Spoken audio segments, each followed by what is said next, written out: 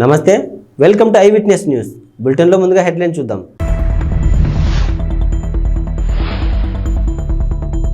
వచ్చేసిన AP inter ఫలితాలు ఈసారి కూడా బాలికల టాప్.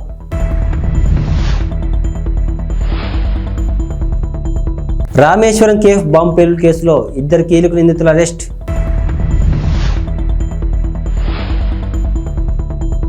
సెంటిమెంట్ కారణంగానే గతంలో కేసీఆర్ గెలిచారు రేవూరి ప్రకాష్ రెడ్డి.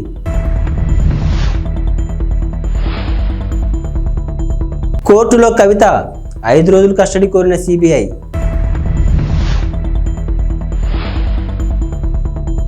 భద్రాద్రిలో 14న శ్రీరామరక్ష స్తోత్రం ఆవిష్కరణ, నవమి నాడు భక్తులకు పంపిణీ. ఆంధ్రప్రదేశ్లో ఇంటర్మీడియట్ ఫలితాలు కాసేపటి క్రితం వెల్లడయ్యాయి.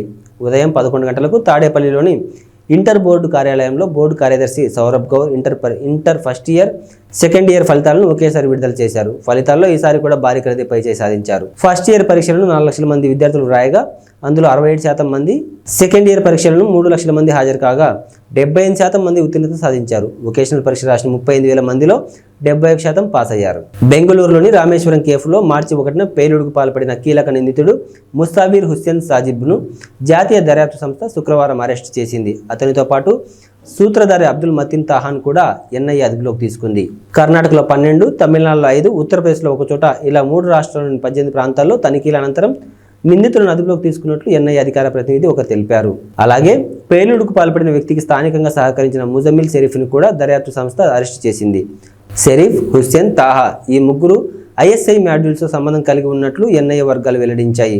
గతేడాది నవంబర్లో నమోదైన మంగళూరు కుక్కర్ పేలుడు కేసుతో పాటు శివమొగ్గ గ్రాఫిటీ కేసులోనూ వీరి ప్రమేయం ఉన్నట్లు నివేదికలు పేర్కొన్నాయి. తెలంగాణ ప్రజల సెంటిమెంట్ను ఉపయోగించుకునే బీఆర్ఎస్ అధినేత కేసీఆర్ 2 సార్లు అధికారంలోకి వచ్చారని కాంగ్రెస్ నేత రేవూరి ప్రకాష్ రెడ్డి అన్నారు. బీఆర్ఎస్ ప్రభుత్వ హయాంలో 8,000కు పైగా రైతుల ఆత్మహత్యలు జరిగాయని చెప్పారు. గిట్టుబాటు ధరలు ఇవ్వాలని కోరితే బీడీలు వేసి జైలుకు పంపిన ఘనత బీఆర్ఎస్ ప్రభుత్వానిదని విమర్శించారు. గత సీజన్లో వర్షాలు సరిగా పడకపోవడం వల్లే ఈ ఏడాది ఇబ్బందికర పరిస్థితులు నెలకొన్నాయని చెప్పారు. తెలంగాణను బీఆర్ఎస్ ప్రభుత్వం అప్పుల ఊబిలోకి నెట్టేసిందని, రాష్ట్రాన్ని 7 లక్షల కోట్ల మేర అప్పుల పాలు చేశారని దుయ్యబట్టారు. ఢిల్లీ లిక్కర్ పాలసీ కేసులో నిందితురాలుగా ఉన్న బీఆర్ఎస్ ఎమ్మెల్సీ కవితను రౌస్ అవెన్యూ కోర్టులో సిబిఐ అధికారులు హాజరుపరిచారు. కవితను 5 రోజుల పాటు తమ కస్టడీకి ఇవ్వాలని కోర్టును సిబిఐ అధికారులు కోరారు. ఈ కేసులో కవిత కీలక పాత్రను పోషించారని వారు కోర్టుకు తెలిపారు. సౌత్ గ్రూప్ ఆఫ్ పార్టీ మధ్య జరిగిన 100 కోట్ల లావాదేవీల్లో కవితది ప్రధాన పాత్రని వారు చెప్పారు. కవితను లోతుగా విచారిస్తేనే వివరాలు బయటకు వస్తాయని తెలిపారు. కవిత వాట్సాప్ చాట్ వివరాలను కోర్టుకు సిబిఐ అధికారులు అందించారు. కోర్టులో ప్రస్తుతం వాదనలు కొనసాగుతున్నాయి. న్యాయమూర్తి కావేరి బవేజా వాదనలు వింటున్నారు. కవితను సిబిఐ కస్టడీ కోర్టు ఇస్తుందా లేదా అనే ఉత్కంఠ నెలకొంది. తెలంగాణలోని ప్రముఖ పుణ్యక్షేత్రమైన భద్రాచలం శ్రీరామనవమి ఉత్సవాల కోసం ముస్తాబవుతుంది. ఆ రోజున జరిగే రామయ్య కళ్యాణ క్రతువును కనులారా వీక్షించేందుకు కోట్లాది మంది భక్తులు తహతహలాడుతుంటారు. కళ్యాణం కోసం ఈసారి అద్భుతంగా ఏర్పాట్లు చేస్తున్నట్లు దేవస్థానం కార్యనిర్వహణాధికారి ఎల్ రమాదేవి తెలిపారు. ఈసారి వేడుకల్లో ఓ ప్రత్యేకత కనిపించనుంది.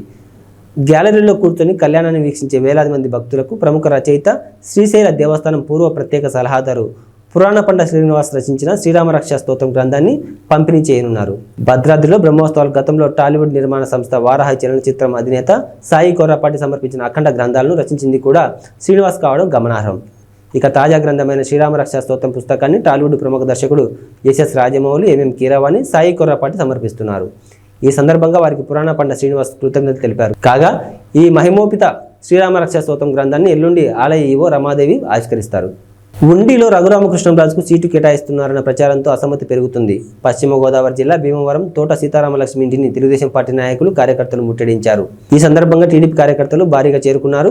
మంత్రి రామరాజుకు న్యాయం చేయాలంటూ భారీ ఎత్తున నినాదాలు చేశారు. రావడంతో అందరూ కూడా చాలా మనస్తాపం చెంది ఈ రోజున మరి ఇక్కడ రావడం జరిగింది.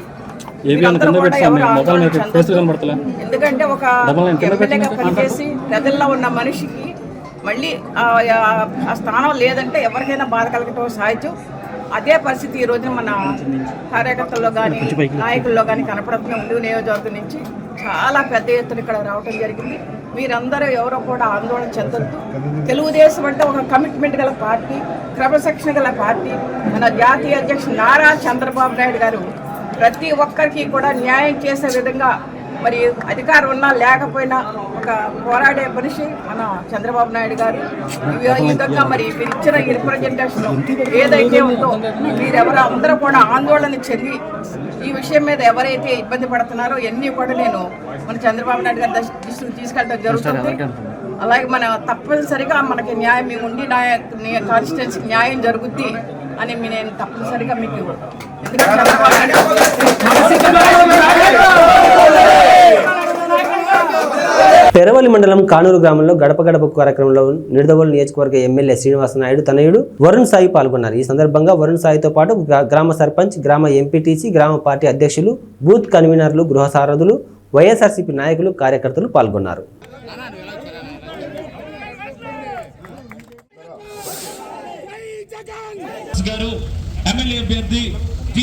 ఈరోజు మీ ముందుకి నమస్తే అమ్మా, నేను మన ఎంపీ అభ్యర్థి అమ్మ కూడూరు శ్రీనివాస్ గారు ఇద్దరం కూడా మీ ముందు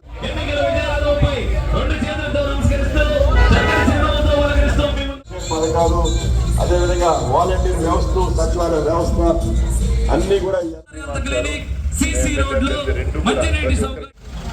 వెరీ గుడ్ థ్యాంక్ యూ అమ్మా. బాగున్నారమ్మా? మీ దీవెనతో మళ్ళీ తప్పకుండా గెలిచి మీ బాగున్నారు.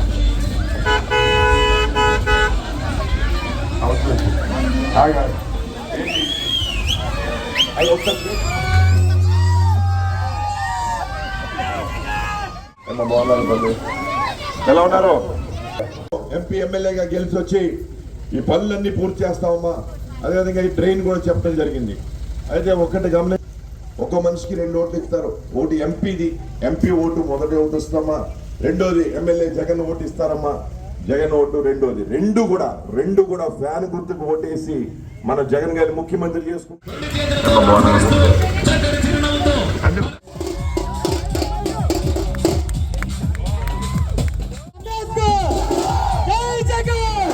పశ్చిమ గోదావరి జిల్లాలో గతంలో నిర్వహించిన వారాహి యాత్రలో తణుకు టికెట్ విడివాడ రామచంద్రరావుకి పవన్ కళ్యాణ్ ప్రకటించారు. అయితే పొత్తులో భాగంగా తణుకు టికెట్ను టీడీపీ అభ్యర్థికి ప్రకటించిన వైనం అక్కడ చోటు చేసుకుంది. వారాహి యాత్రలో ప్రకటించిన మొదటి టికెట్ తణుకు అభ్యర్థి విడివాడకి ఇవ్వాలంటూ నిరసన తెలిపారు. పవన్ ఇచ్చిన మాటకు విలువ లేదా అంటూ ప్లకార్డులతో నిరసన తెలిపారు. సభాస్థలం వద్ద నిరసన పోలీసుల జోక్యంతో శాంతియుత వాతావరణం నెలకొంది.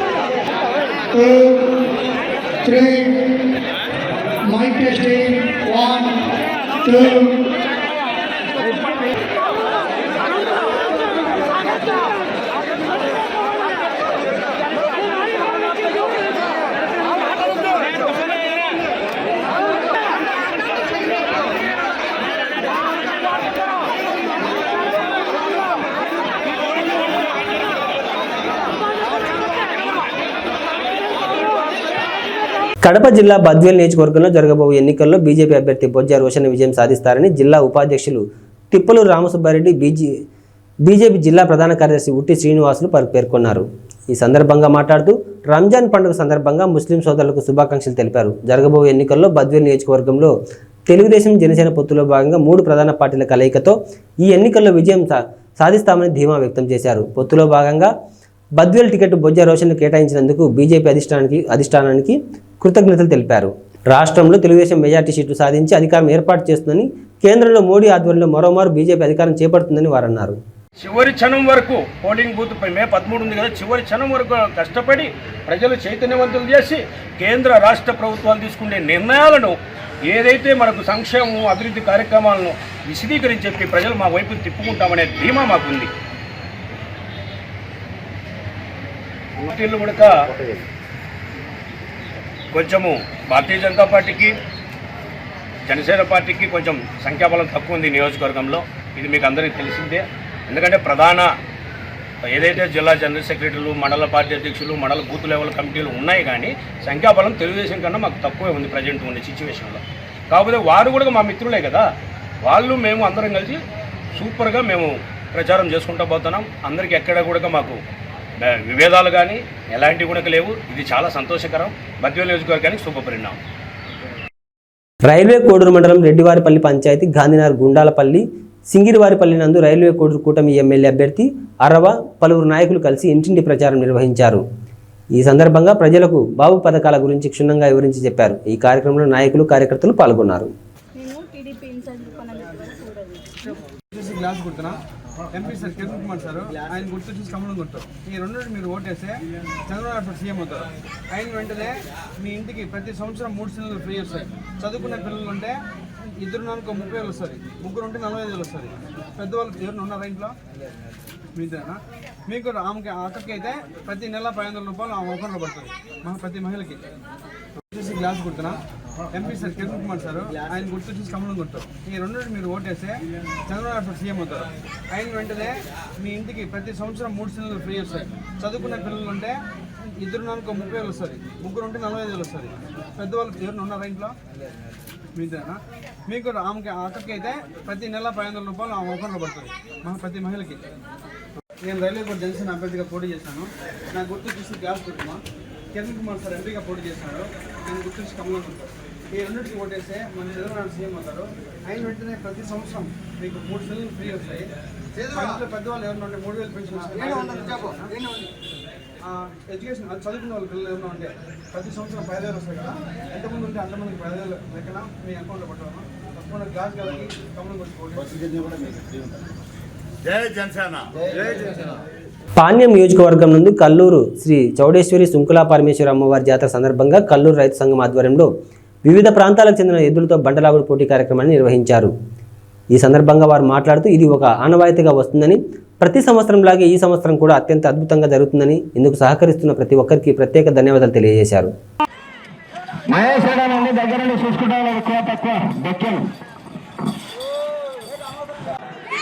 అన్నదాత రామరెడ్డి తాత సంస్థాన్ అందరికీ కూడా ప్రత్యేకంగా ధన్యవాదాలు. 9వ రౌండ్ సించి పాల్గొతున్నాయి పేపర్ లెక్కల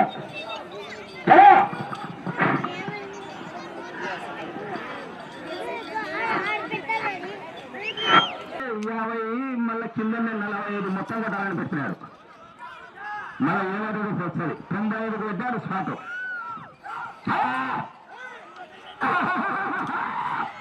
అందరికీ నమస్కారం. ఈరోజు కల్లూరు గ్రామంలో ఉగాది పండుగ సందర్భంగా రాజదూర పందెం రైతు సంఘం ఆధ్వర్యంలో నిర్వహించడం జరుగుతుంది. ఇందుకు సహకరిస్తున్న దాతలకు కీర్తిశేషులు ఈశ్వరప్ప గారి కుమారులు బి పవన్ గారికి, సాగర్ గారికి, 2వ బహుమతి బెక్కం ఐశ్వర్య రైతు సంఘం అధ్యక్షులకి, మరియు 3వ బహుమతి బిద్రకోట మొనప్ప గారికి, 4వ బహుమతి డోగురు రాముడు గారికి, 5వ బహుమతి మాలిక్ భాష గారికి, 6వ బహుమతి మద్లేడి గారికి మా హృదయపూర్వక ధన్యవాదాలు. అలాగే ఈ రోజు జరిగే కార్యక్రమాన్ని రైతులు మరియు గ్రామ ప్రజలందరూ దిగ్విజయంగా పూర్తి చేయాలని నా మనస్ఫూర్తిగా కోరుతున్నాను. రాబోయే రోజుల్లో మంచి వర్షాలు కురిసి రైతులు పాడి పనులతో సుభిక్షంగా ఉండాలని నా మనస్ఫూర్తిగా కోరుతున్నాను.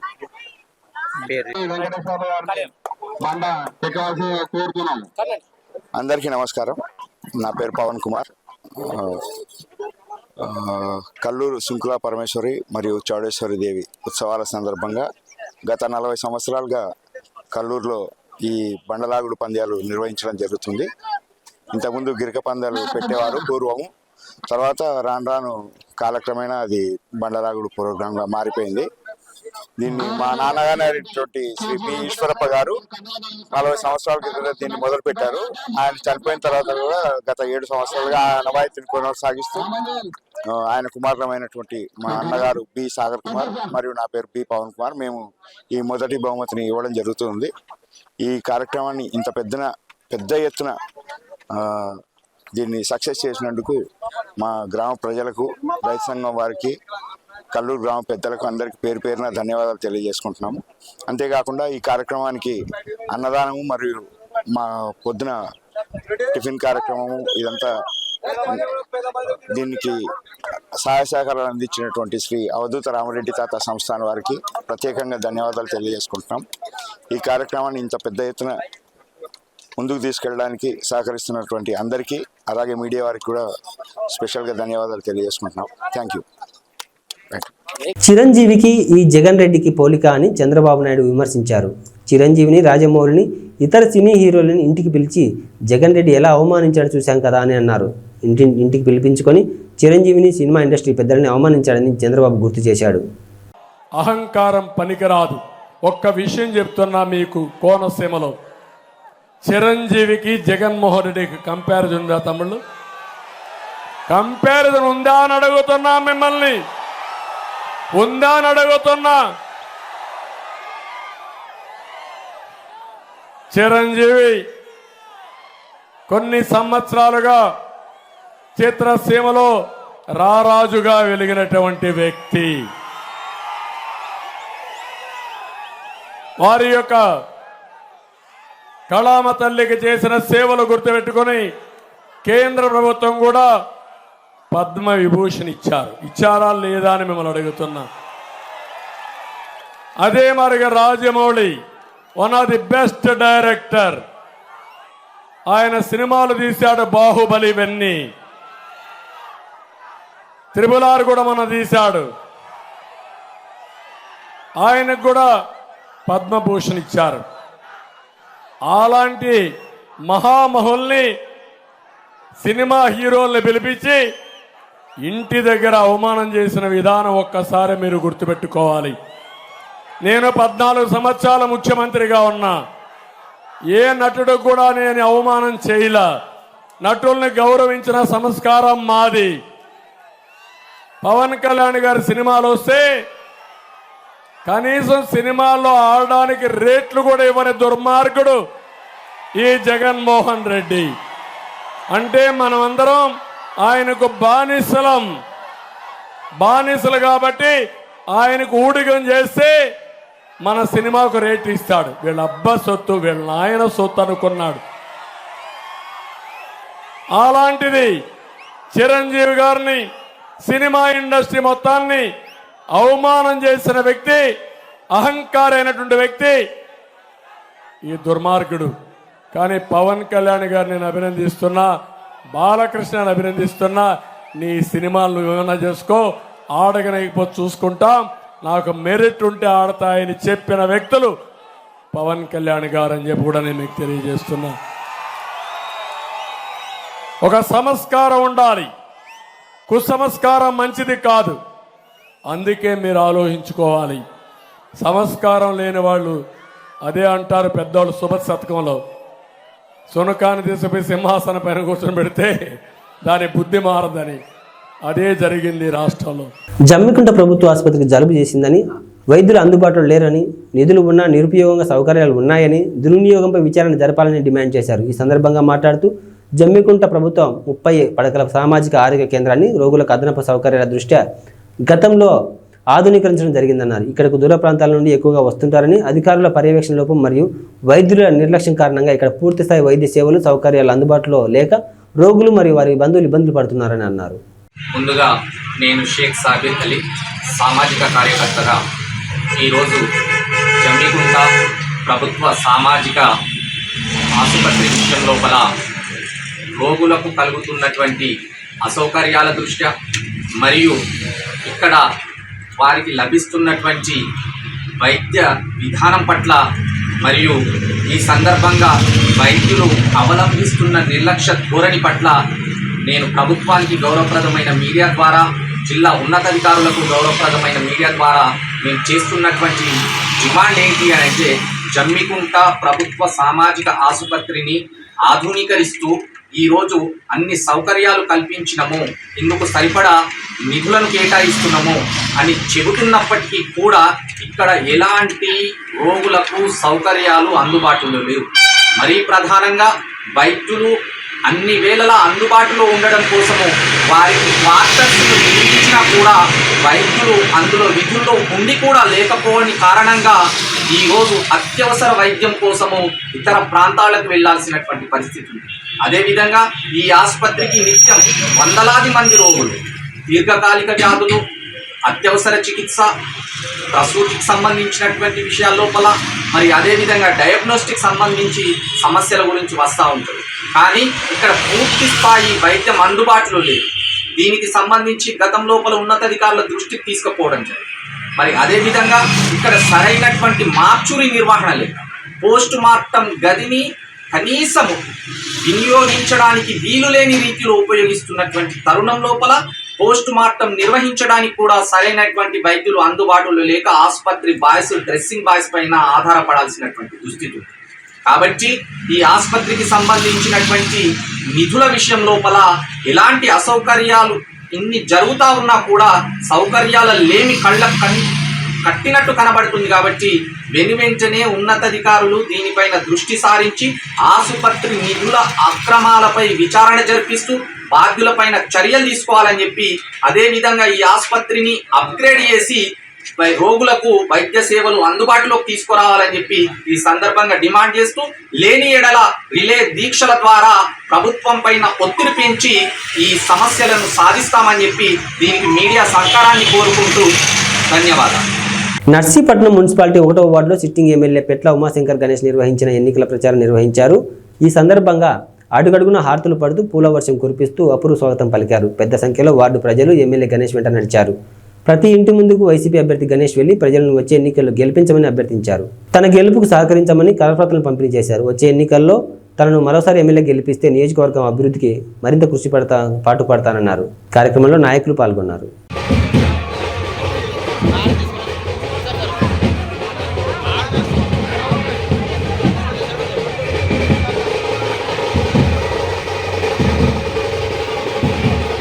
కోరుకుంటున్నారు.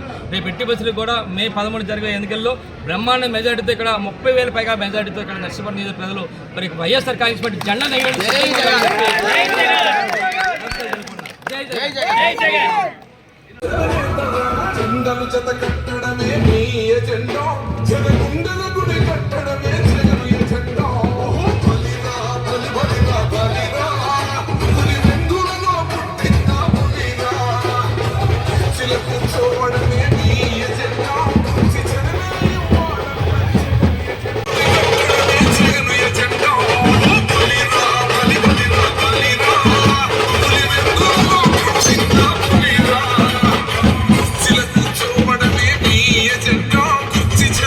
చూసాం. నిన్న 4వ వార్డులో తిరిగాం, రాత్రి 10 గంటల వరకు తిరిగాం.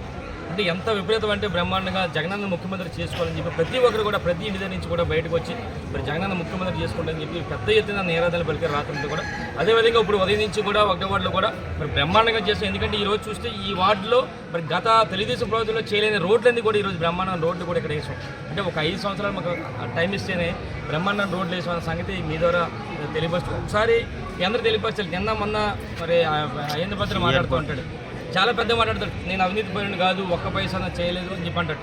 ఈరోజు ఆయన అవినీతి పరుడా కాదని చెప్పి ఈరోజు మన నర్సీపట్నం నిధులు కాదు రాష్ట్ర వ్యాప్తంగా ప్రజాపం చేసి కొన్ని వందల కోట్ల రూపాయలు తెలుగుదేశం పార్టీ హయాంలో మరి తెలుగుదేశం ప్రభుత్వంలో మంత్రిగా చేసి కొన్ని వందల కోట్ల రూపాయలు ఒక 200 ఎకరాల రిసార్ట్స్ కానీ 100 ఎకరాల బినామీలు కానీ కొన్ని పెద్ద పెద్ద బిల్డింగ్స్ కానీ ఇలాగా ఎన్నో వందల కోట్ల రూపాయలు మరి ఆస్తిపరుడు. ఈరోజు నిన్న కూడా చెప్పాను నేను, 1994లో అందరూ డబ్బులు కూడి ఒక జీప్ ఇస్తే ఈరోజు ప్రతి ఇంటికి కూడా జీప్ ఇచ్చే పరిస్థితి అయిన పద్ధతికి వచ్చిందని చెప్పి నిన్న కూడా చెప్పడం జరిగింది. మరి నేను ఒకటి చెప్పాలి, ఇందులో మెయిన్ ముఖ్యంగా ఒక స్కామ్ కూడా ఉంది. తెలుగుదేశం ప్రభుత్వ హయాంలో 2015లో నారావర లెక్కర్ స్కామ్ అని ఒక లెక్కర్ స్కామ్ ఉంది. ఇదేంటంటే తెలుగుదేశం ప్రభుత్వ హయాంలో అసలు ఎక్సైజ్ పాలసీనే మార్చేసి ఈయనకి ఒక విశాఖ డెస్టిలరీస్ అని చెప్పి ఒక మందుల ఫ్యాక్టరీ ఉంది, మందు ఫ్యాక్టరీ. అంటే అక్కడి నుంచి మందు తయారయ్యి మరి బీర్లు ఫ్యాక్టరీకి వెళ్తుంటుంది అక్కడ పందిరిపాలెంలో. మరి ఆ రోజు 5 సంవత్సరాల కాలంలో సుమారుగా 1,300 కోట్ల రూపాయలు మన రాష్ట్ర ప్రభుత్వానికి నష్టం చేసే విధంగా చంద్రబాబు నాయుడు ఈయనకి మరికొంతమందికి మరి ఈ విధంగా చేసి సుమారుగా 100 కోట్ల రూపాయలు ఆ రోజు దోపిడీ చేసిన దోపిడీ దొంగ ఈ అయ్యన్న పద్ధతి అని చెప్పి సందర్భంగా తెలియపరుస్తాను. అంటే ఇలాంటి స్కాములు చేసి పెద్ద పెద్ద చేసి ఈరోజు పెద్ద పెద్ద కబుర్లు చెప్తుంటే మాకు చాలా సిగ్గేస్తుంది. నువ్వు అలా గురించి నీ కొడుకు నీ మరుగుజ్జు కొడుకు మరీ మాట్లాడతాను. నీకు ఒకటే చెప్తాను, అయిన పద్ధతి కానీ నీ మరుగుజ్జు కొడుకు కానీ చెప్పేది ఏంటంటే మీరు ఎన్ని చెప్పినా సరే ఈరోజు రాష్ట్ర ప్రజలు కానీ ముఖ్యంగా నర్సీపట్నం ప్రజలు నమ్మే పరిస్థితులు లేరు. మీరు ఎన్ని దోపిడీలు చేశారో, ఎన్ని దౌర్జన్యాలు చేశారో, ఎన్ని రౌడీలు చేశారో ఈ రాష్ట్ర ప్రజలు కానీ ముఖ్యంగా నర్సీపట్నం ప్రజలందరూ కూడా చేసు. మీరు ఎన్ని పొర్లి దండాలు పెట్టినా సరే అలా దండాలు పెట్టుకుంటూ అల్లిపడిపోవాలి తప్ప ఇక్కడ నర్సీపట్నం ప్రజలు మరి రేపు బట్టలు తీసి కొట్టే పరిస్థితి మీ ఇద్దరికి కూడా అక్కడ అయిన పద్ధతి కానీ వాళ్ళ కొడుకు మరుగుజ్జు పద్ధతి కూడా వస్తుందని చెప్పి సందర్భం తెలియపరుస్తూ ఇవి బులెటిన్ విశేషాలు. మరో బులెటిన్లో మళ్ళీ కలుద్దాం. అంతవరకు సెలవు, నమస్తే.